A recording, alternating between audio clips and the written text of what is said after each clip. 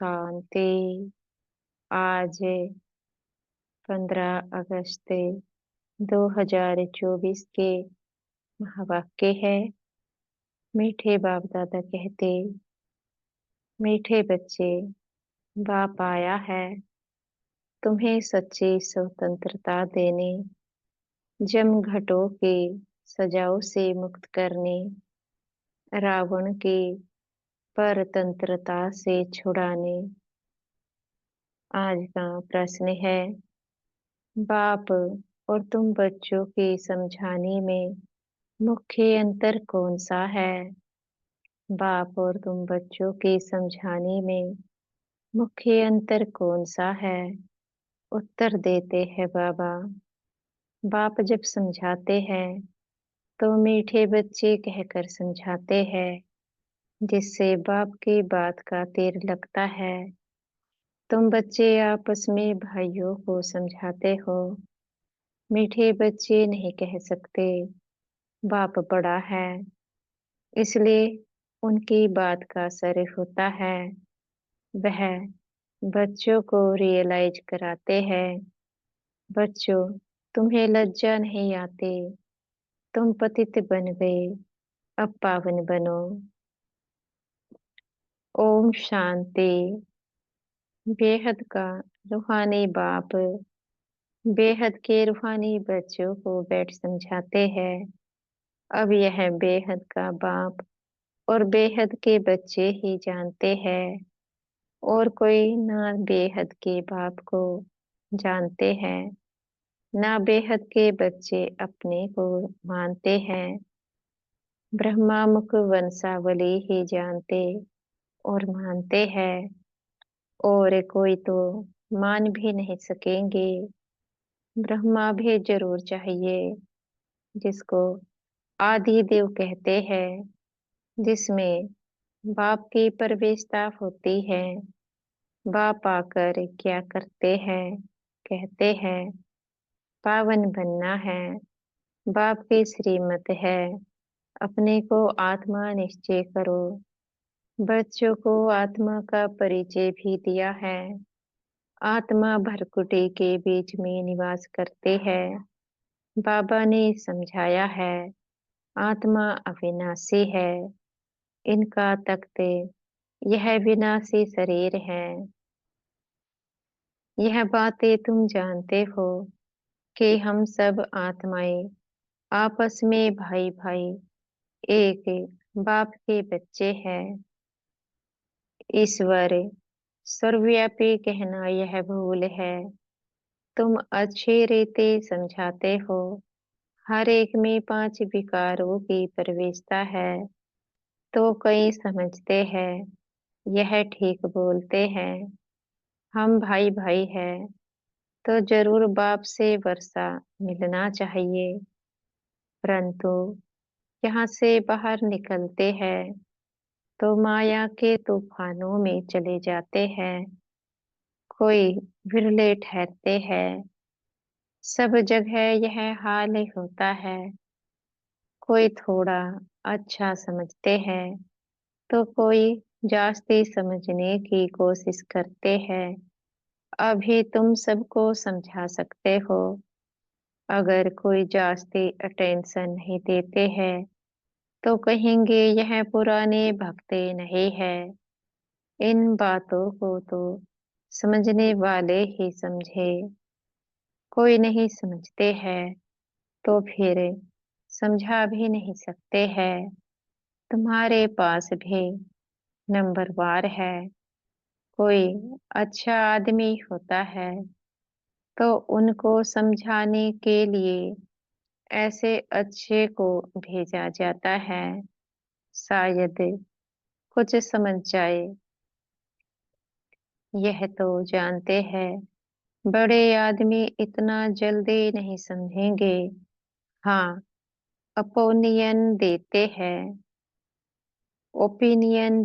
हैं। इनकी समझानी बहुत अच्छी है। बाप का परिचय पूरा देते हैं, परंतु खुद को फुर्सत ही कहाँ है। तुम कहते हो बेहद के बाप को याद करो तो विकर्म विनाशी हो। कभी तुम समझते हो बाप डायरेक्ट हम आत्माओं से बात करते हैं। डायरेक्ट सुनने से तीर अच्छा लगता है। वह बी के द्वारा सुनते हैं। यहाँ परमपिता परमात्मा ब्रह्मा द्वारा डायरेक्ट समझाते हैं। हे बच्चों, तुम बाप का कहना नहीं मानते हो। तुम सब तो कोई को ऐसे नहीं कह सकेंगे ना। वहां तो बाप नहीं है, यहाँ बाप बैठे हैं। बाप बात करते हैं। बच्चे तुम बाप के भी नहीं मानेंगे। अज्ञान काल में भी बाप के समझाने और भाई के समझाने में फर्क पड़ता है। भाई का इतना असर नहीं पड़ेगा जितना बाप का असर पड़ेगा।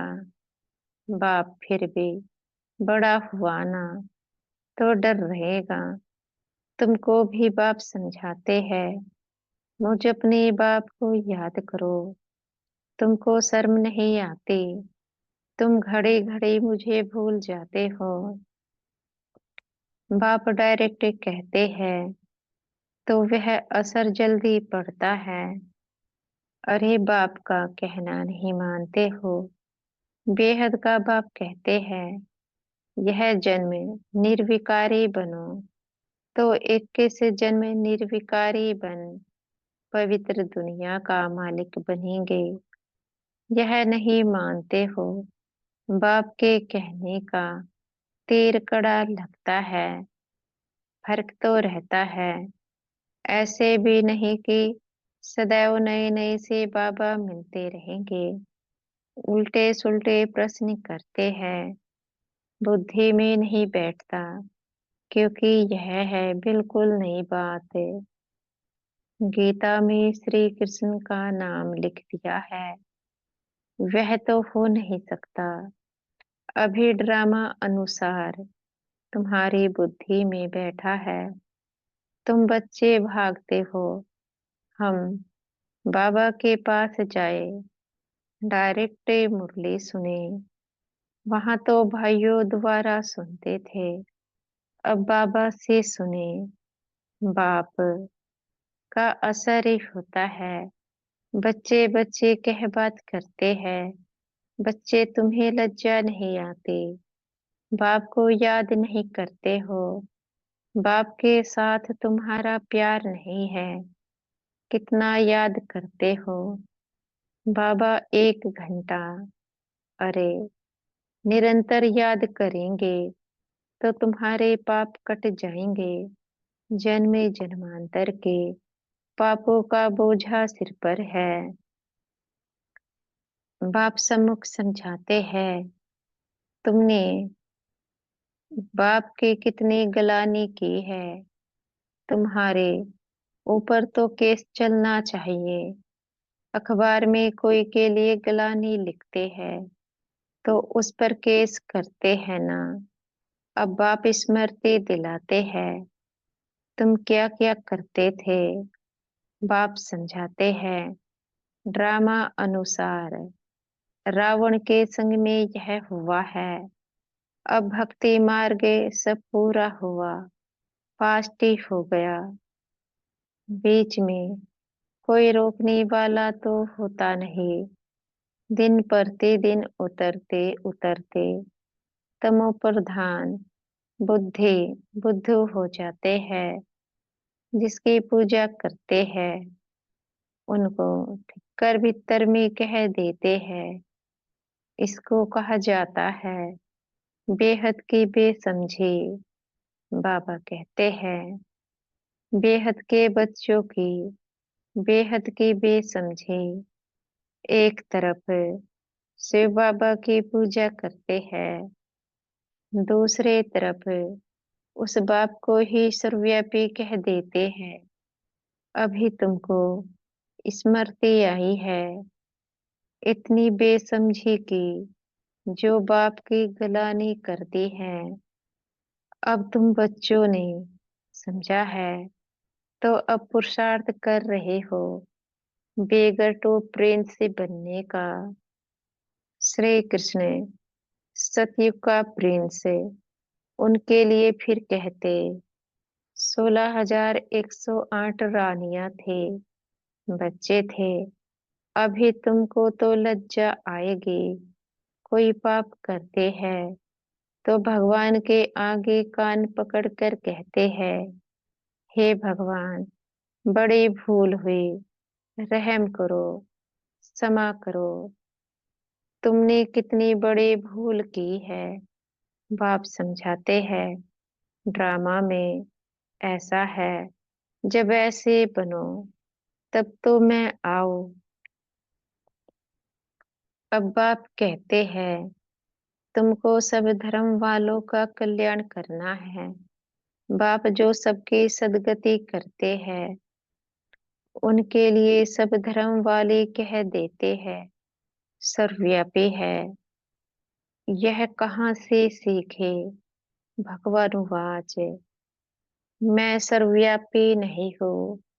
तुम्हारे कारण औरों का भी ऐसा हाल हो गया है। पुकारते हैं, हे पतित पावन, परंतु समझते नहीं हैं। हम जब पहले पहले घर से आए तो पतित थे क्या। हम जब पहले पहले घर से आए तो पतित थे क्या। बाबा पूछते हैं, जब पहली बार आत्मा घर से नीचे आती है इस साकारी दुनिया में, तो क्या पतित थे। उस समय आत्मा अपनी सतो अवस्था में आती है, चाहे कोई भी युग की है। फिर जन्म लेती जाती है, रजोतमो में आती जाती है। देह अभिमानी बनने के कारण पतित बने। कोई भी धर्म वाला आए, उनसे पूछना है, परमपिता परमात्मा का तुमको परिचय है, वह कौन है, कहाँ निवास करते हैं। तो कहेंगे ऊपर में, या कहेंगे सर्वव्यापी है। बाप कहते हैं, तुम्हारे खातिर सारी दुनिया चट खाते में आ गई है। निमित्त तुम बने हो, सबको समझाना पड़ता है। फल ड्रामा अनुसार होता है, परंतु तुम पतित तो बन गए ना। सभी पाप आत्माएं हैं, अब पुण्य आत्मा बनने के लिए पुकारते हैं। सब धर्म वालों को मुक्ति धाम मुक्ति धाम घर में जाना है, वहाँ पवित्र है। यह भी ड्रामा बना हुआ है, जो बाप आकर समझाते हैं। यह ज्ञान सब धर्मों के लिए है। बाबा के पास समाचार आया था। किसी आचार्य ने कहा, आप सबको आत्मा में परमात्मा समझे नमस्कार करता हो। अब इतने सब परमात्मा है क्या। बाबा ने पूछा है कि अगर सब में आत्मा को देखो, फिर उस आत्मा में परमात्मा को भी देखो, तो सब कौन हो जाते हैं। सब परमात्मा हो जाते हैं। अगर सब परमात्मा है, तो फिर आत्माएं अपराध क्यों करती है, इतने पाप कर्म क्यों करती है। परमात्मा बैठा हुआ है, फिर भी पाप कर्म क्यों। ये सवाल हम उनसे पूछ सकते हैं, जो कहते हैं कण कण में परमात्मा बैठा है। बाबा कहते हैं, कुछ भी समझ नहीं। जिन्होंने भक्ति जास्ती नहीं की है, वह ठहरते नहीं है। सेंटर्स में भी कोई कितना समय ठहरते हैं। इससे समझना चाहिए कि भक्ति कम की है, इसलिए ठहरते नहीं है। फिर भी जाएंगे कहाँ। दूसरी कोई हट्टी तो है नहीं। ऐसी क्या युक्ति रचे, जो मनुष्य जल्दी समझ ले। अभी तो सबको पैगाम देना है, यह कहना है कि बाप को याद करो। तुम ही पूरा याद नहीं कर सकते हो तो तुम्हारा तीर कैसे लगेगा। इसलिए बाबा कहते हैं चाट रखो। मुख्य बात है ही पावन बनने की। जितना पावन बनेंगे उतना नॉलेज धारण होगी, खुशी भी होगी। बच्चों को तो बहुत खुशी होनी चाहिए। हम सबका उद्धार करे। बाप ही आकर सदगति करते हैं। बाप को तो गम और खुशी की बात ही नहीं, यह ड्रामा बना हुआ है। तुमको तो कोई गम नहीं होना चाहिए। बाप मिला है और क्या, सिर्फ बाप की मत पर चलना है। यह समझानी भी अब मिलती है, सतयुग में नहीं मिलेगी। वहां तो ज्ञान की बात ही नहीं। यहाँ तुमको बेहद का बाप मिला है तो तुमको स्वर्ग से भी जास्ती खुशी होनी चाहिए। बाप कहते हैं विलायत में भी जाकर तुमको यह समझाना है। सभी धर्म वालों पर तुमको तरस पड़ता है। सभी कहते हैं हे भगवान रहम करो, बिलीस करो, दुख से लिबरेट करो, परंतु समझते कुछ नहीं। बाप अनेक प्रकार के युक्तियां बतलाते हैं। सबको यह बतलाना है कि तुम रावण की जेल में पड़े हो। कहते हैं स्वतंत्रता मिले, परंतु वास्तव में स्वतंत्रता कहाँ किसको जाता है, यह कोई जानता नहीं है। रावण की जेल में तो सब फंसे हुए हैं। अभी सच्ची स्वतंत्रता देने के लिए बाप आए हैं, फिर भी रावण की जेल में परतंत्र होकर पाप करते रहते हैं। सच्ची स्वतंत्रता कौन सी है, यह मनुष्यों को बतलाना है। तुम अखबार में भी डाल सकते हो। यहाँ रावण के राज्य में स्वतंत्रता थोड़े ही है। बहुत शॉर्ट में लिखना चाहिए, जास्ती तीक तीक कोई समझ न सके। बोलो तुमको स्वतंत्रता है कहाँ। तुम तो रावण की जेल में पड़े हो। तुम्हारा विलायत में आवाज होगा तो फिर यहाँ झट समझ जाएंगे। एक दो पर घेराव करते रहते हैं तो यह स्वतंत्रता हुई क्या। स्वतंत्रता तो तुमको बाप दे रहे हैं, रावण की जेल से स्वतंत्र कर रहे हैं। तुम जानते हो वहां हम बड़े स्वतंत्र बड़े धनवान होते हैं, किसकी नजर भी नहीं पड़ती।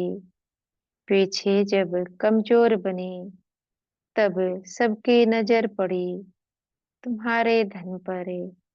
मोहम्मद गजनबी ने आकर मंदिर को लूटा तो तुम्हारी स्वतंत्रता पूरी हो गई। रावण के राज्य में परतंत्र बन गए। अभी तुम पुरुषोत्तम संगम युग पर हो। अभी सच्ची स्वतंत्रता को पा रहे हो। वह तो स्वतंत्रता को समझते ही नहीं। तो एक बात भी युक्ति से समझानी है। जिन्होंने कल्प पहले स्वतंत्रता पाई है वही मानेंगे। तुम समझाते हो तो कितना आर्ग्यू करते हैं, जैसे बुद्धू टाइम वेस्ट करते हैं। तो दिल नहीं होती है बात करे। बाप आकर स्वतंत्रता देते हैं। रावण की परतंत्रता में दुख बहुत है, अपरम अपार दुख है। बाप के राज्य में हम कितना स्वतंत्र होते हैं। स्वतंत्रता उसको कहा जाता है जब हम देवता बनते हैं तो रावण राज्य से छूट जाते हैं। सच्चे स्वतंत्रता बाप ही आकर देते हैं। अभी तो पराये राज्य में सब दुखी है। बाबा कहते हैं स्वतंत्रता मिलने का यह पुरुषोत्तम संगम युग है। वह तो कहते फॉरेन गवर्नमेंट गई तो हम स्वतंत्र बने। अब तुम जानते हो जब तक पावन नहीं बने हैं तब तक स्वतंत्र नहीं कहेंगे। फिर जमघटों की सजाएं खानी पड़ेगी। पद भी भ्रष्ट हो जाएगा। बाप आते हैं घर ले जाने। वहां सब स्वतंत्र होते हैं। तुम सब धर्म वालों को समझा सकते हो। तुम आत्मा हो। मुक्ति धाम से आई हो पाठ बजाने। सुख धाम से फिर दुख धाम में तमो प्रधान दुनिया में आ गए हो। बाप कहते हैं तुम मेरी संतान हो। रावण के थोड़े ही हो। मैं तुमको राज्य भाग्य देकर गया था। तुम अपने राज्य में कितने स्वतंत्र थे। अब फिर वहां जाने के लिए पावन बनना है। तुम कितने धनवान बनते हो। वहां तो पैसे की चिंता नहीं होती है। भल गरीब हो फिर भी पैसे की चिंता नहीं। सुखी रहते हैं। चिंता यहाँ होती है। बाकी राजधानी में नंबरवार पदे होते हैं। सूर्यवंशी राजाओं जैसे सब थोड़े ही बनेंगे। जितनी मेहनत उतना पद। तुम जब धर्म वालों की सर्विस करने वाले हो विलायत वालों को भी समझाना है। तुम सब भाई भाई हो ना। सब शांति धाम में रहते हैं। अब रावण राज्य में हो। अब घर जाने का रास्ता आपको बताते हैं। अपने को आत्मा समझे मुझे याद करो। कहते भी है भगवान सबको लिबरेट करते हैं परंतु यह नहीं समझते कि कैसे लिबरेट करते हैं। बच्चे कहाँ मूंछ पड़ते हैं तो कहेंगे बाबा हमको लिबरेट करे अपने घर ले चलो। जैसे तुम लोग फागी में जंगल में मूंछ गए थे। रास्ते का मालूम नहीं पड़ता था। फिर लिबरेटर मिला रास्ता बताया। बेहद के बाप को भी कहते हैं बाबा हमको लिबरेट करो। आप चलो हम भी आपके पीछे चलेंगे। सिवाय बाप के और कोई रास्ता नहीं बताते हैं। कितने शास्त्र पढ़ते थे। तीर्थों पर धक्के खाते थे परंतु भगवान को नहीं जानते तो ढूंढेंगे फिर कहाँ से। सर्वव्यापी है फिर मिलेंगे कैसे। कितना अज्ञान अंधियारे में है। सर्व का सदगति दाता एक बाप है। वही आकर तुम बच्चों को अज्ञान अंधेरे से निकालते हैं। अच्छा मीठे मीठे सिखिल दे बच्चों प्रति माता पिता बाप दादा का याद प्यार और गुड मॉर्निंग। रूहानी बाप की रूहानी बच्चों को नमस्ते। हम बच्चों के भी मीठे प्यारे बाप दादाजी को याद प्यार गुड मॉर्निंग और नमस्ते। धारणा के लिए मुख्य सार है। पहला पॉइंट है एक बाप मिला है इसलिए किसी भी बात का गम अथार्थ चिंता नहीं करना है। उनकी मत पर चल करे बेहद का समझदार बन खुशी खुशी सबका उद्धार करने के निमित्त बनना है। दूसरा पॉइंट है जमघटों की सजाओं से बचने व सच्ची स्वतंत्रता पाने के लिए पावन जरूर बनना है। नॉलेज सोर्स ऑफ इनकम है। इसे धारण कर धनवान बनना है। आज का वरदान है। हमारे सतगुरु जी हमें आज का वरदान दे रहे हैं। नॉलेज की लाइट माइट से रोम को राइट में परिवर्तन करने वाले ज्ञानी तो आत्मा भव। नॉलेज की लाइट माइट के रोम को राइट में परिवर्तन करने वाले ज्ञानी तो आत्मा भव कहा जाता है। नॉलेज इज लाइट माइट, जहाँ लाइट अर्थात रोशनी है कि ये रोंग है, ये राइट है, ये अंधकार है, ये प्रकाश है, ये व्यर्थ है, यह समर्थ है। तो रोंग समझने वाले रोंग कर्मों व संकल्पों के वशीभूत हो नहीं सकते।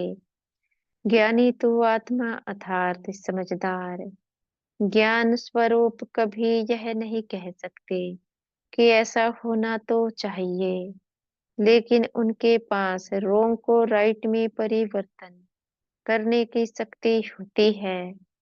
स्लोगन है, जो सदा शुभ चिंतक और शुभ चिंतन में रहते हैं वह व्यर्थ चिंतन से छूट जाते हैं। जो सदा शुभ चिंतक और शुभ चिंतन में रहते हैं वह व्यर्थ चिंतन से छूट जाते हैं। अच्छा, ओम शांति।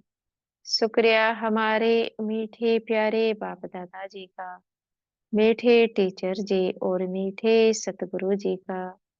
आपका बेहद का शुक्रिया। ओम शांति।